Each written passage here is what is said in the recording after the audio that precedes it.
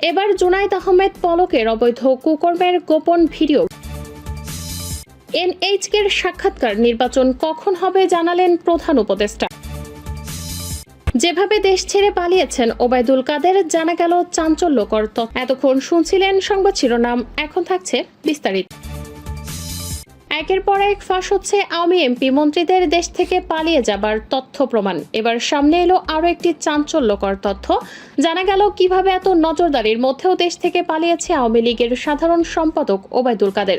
ছাত্র জনতার অভ্যুত্থানে শেখ হাসিনা সরকার পতনের পর জনরোষ থেকে বাঁচতে এবং গ্রেপ্তার এড়াতে আত্মগোপনে চলে যাচ্ছেন বিগত আওয়ামী লীগ সরকারের মন্ত্রী, সংসদ সদস্য, দলটির বিভিন্ন পর্যায়ের নেতাকর্মীরা সহ পুলিশের বেশ কয়েকজন ঊর্ধ্বতন কর্মকর্তা। এরই মধ্যে অনেকে গোপনে সীমান্ত পাড়ি দিয়ে দেশ ছাড়ছেন। দালাল ও ইমিগ্রেশনকে ম্যানেজ করে পালাতে গিয়ে প্রতারণার শিকার কেউ কেউ গ্রেপ্তারও হচ্ছেন। দালাল সিন্ডিকেটের সহায়তায় কেউ কেউ ভারতে ঢুকতে কোটি টাকাও দিয়েছেন। তবে 20 লাখের নিচে কেউ ঢুকতে পারেনি বলে বিশ্বস্ত একাধিক সূত্রে জানা গেছে। কয়েকজন সাবেক মন্ত্রী ছাড়া অধিকাংশ ব্যক্তি দেশ ছাড়ার জন্য ভারত সীমান্ত বেছে নিয়েছেন। দেশ ত্যাগের জন্য তারা যশোর, ব্রাহ্মণবাড়িয়া, কুমিল্লা, হবিগঞ্জ, সিলেট, দিনাজপুরের হিলিও, পঞ্চগড়ের বাংলাবান্ধা সীমান্ত ব্যবহার করেছেন। তাদের পারাপারের কাজে বিভিন্ন সীমান্তে গড়ে উঠেছে একাধিক চক্র। এ চক্রের সদস্যরা প্রভাবশালীদের পার করে দিয়ে বিপুল অঙ্কের টাকা হাতিয়ে নিচ্ছে বলে এক প্রতিবেদনে জানিয়েছে দৈনিক যুগান্তর। প্রতিবেদনে আরও বলা হয়, শেখ হাসিনা পালিয়ে যাওয়ার পর 5 আগস্ট মধ্যরাতে খোদ আওয়ামী লীগের সাধারণ সম্পাদক ওবায়দুল কাদের যশোরে চলে যান। সেখানে তাকে গুরুত্বপূর্ণ একটি নিরাপদ স্থানে আশ্রয় দেওয়া হয়। পরদিন তিনি বিশেষ প্রহরায় সীমান্ত অতিক্রম করেন বলে জানিয়েছেন যশোর ও বেনাপোলের বেশ কয়েকটি দায়িত্বশীল সূত্র।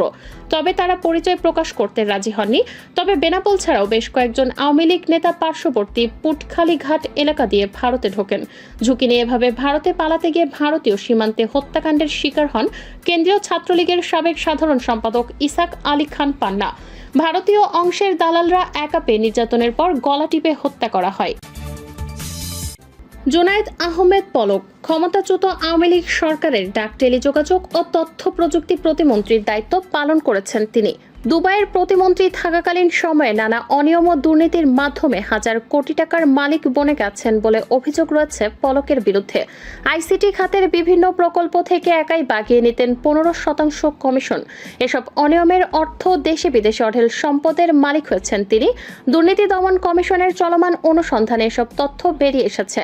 দুদক সূত্রে জানা যায়, সাবেক প্রধানমন্ত্রী শেখ হাসিনার তথ্য প্রযুক্তি বিষয়ক উপদেষ্টা সজীব ওয়াজেদ জয়ের সঙ্গে সখ্য ছিল পলকের। সেই প্রভাব খাটিয়ে সরকারের আইসিটি বিভাগ একক নিয়ন্ত্রণ নিয়েছিলেন তিনি। যে কোনো প্রকল্প থেকে মোটা অঙ্কের কমিশন যেত পলকের পকেটে। বিশেষ করে ডিজিটাল বাংলাদেশ তৈরি, এসপায়ার টু ইনোভেটেড প্রকল্প, Sheikh Russel digital lab, hi tech park, IT park, Sheikh Kamal IT training and incubation centre স্থাপন সহ একাধিক প্রকল্পের কাজ হাতে নেওয়া হয় শেখ হাসিনা সরকারের আমলে। বড় বাজেটের এসব প্রকল্প থেকেই মূলত অবৈধ খাত বের করতেন পলক। সূত্র আরও জানায়, প্রকল্প বাস্তবায়নের পূর্ণ প্রক্রিয়া সম্পর্কে বিস্তারিত তথ্য চেয়ে আইসিটি বিভাগে এরই মধ্যে চিঠি দিয়েছে দুদক। দুদকের অনুসন্ধান সূত্র জানায়, সিঙ্গাপুর, মালয়েশিয়া, যুক্তরাষ্ট্র, কানাডা ও দুবাইয়ে বিপুল পরিমাণ সম্পদের তথ্য পেয়েছে সংস্থাটি। এছাড়া কয়েক হাজার কোটি টাকা পাচারের তথ্যও পাওয়া গেছে অনুসন্ধানে। তবে এসব পাচারকৃত অর্থের এখনও হদিশ মেলাতে পারেনি দুদক। তাই বাংলাদেশ ফাইন্যান্সিয়াল ইন্টেলিজেন্স ইউনিট বরাবর পলক ও তার পরিবারের ব্যাংক লেনদেনের তথ্য চেয়ে চিঠি দিয়েছে সংস্থাটি। নাম প্রকাশ না করা শর্তে দুদকের এক কর্মকর্তা মানবজমিনকে বলেন, সাবেক প্রতিমন্ত্রী পলকের বিরুদ্ধে অনেক অভিযোগ, বিশেষত আইসিটি খাতে নানা অনিয়মের তথ্য আমাদের হাতে এসেছে। এসব অভিযোগ খতিয়ে দেখা হচ্ছে। আর বড় একটা অভিযোগ হলো বিদেশে অর্থ পাচার। এ বিষয়ে নিশ্চিত হতে আমরা বিএফআইইউ এর মাধ্যমে 5টি দেশে চিঠি পাঠিয়েছি। তিনি আরও জানান, বিএফআইইউ এর কাছে পাঠানো চিঠিতে পলক ও তার স্ত্রীর নামে কোন কোন দেশের সম্পদ রয়েছে সেসব তথ্য চাওয়া হয়েছে। সংশ্লিষ্ট সূত্রে জানা গেছে, নাটোর 3 আসনের সাবেক এমপি পলকের গ্রামের বাড়ি সিংড়া উপজেলায়। সেখানে তেমন কোনো সম্পদ নেই বললেই চলে। পৈতৃক সূত্রে পাওয়া বাড়িটিও খুব সাদামাটা। তবে পলকের স্ত্রী আরিফা জেসমিন কণিকার নামে ও বেনামে অনেক সম্পদের তথ্য রয়েছে। এসব সম্পদের মধ্যে রাজধানীর গুলশান, ধানমন্ডি, বনানী সহ বিভিন্ন এলাকায় অন্তত 18টি ফ্ল্যাট প্লটের তথ্য পেয়েছে দুদক। এছাড়া পূর্বাচলেও একাধিক প্লট রয়েছে বলে সংস্থাটির কাছে তথ্য রয়েছে। তবে এসব স্থাবর সম্পদের মালিকানা ও নথিপত্র নির্ণয় করতে এরই মধ্যে বিভিন্ন দপ্তরে চিঠি দিয়েছে দুদক।